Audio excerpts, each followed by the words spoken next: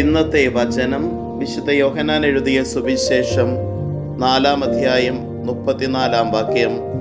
യേശു പറഞ്ഞു, എന്നെ അയച്ചവന്റെ ഇഷ്ടം പ്രവർത്തിക്കുകയും അവന്റെ ജോലി പൂർത്തിയാക്കുകയുമാണ് എൻ്റെ ഭക്ഷണം. കാരുണ്യവാനും സ്നേഹനിധിയുമായ നല്ല ദൈവമേ, അങ്ങേ തിരുസന്നിധിയിൽ ഞങ്ങളുടെ എല്ലാ പ്രാർത്ഥനകളെയും ചേർത്ത് വയ്ക്കുന്നു. ഈശോനാഥ, അനുനിമിഷം പിതാവിൻ്റെ ഇഷ്ടം അന്വേഷിക്കുവാനും ഞങ്ങളുടെ ജീവിതത്തിലൂടെ ഞങ്ങളെ ഭരമേൽപ്പിച്ചിരിക്കുന്ന ദൈവിക ഉത്തരവാദിത്തങ്ങൾ നിർവഹിക്കുവാനും ഞങ്ങളെ അനുഗ്രഹിക്കണമേ. അമ്മേ മാതാവേ, ഞങ്ങൾക്ക് വേണ്ടി മാധ്യസ്ഥം യാചിക്കണമേ.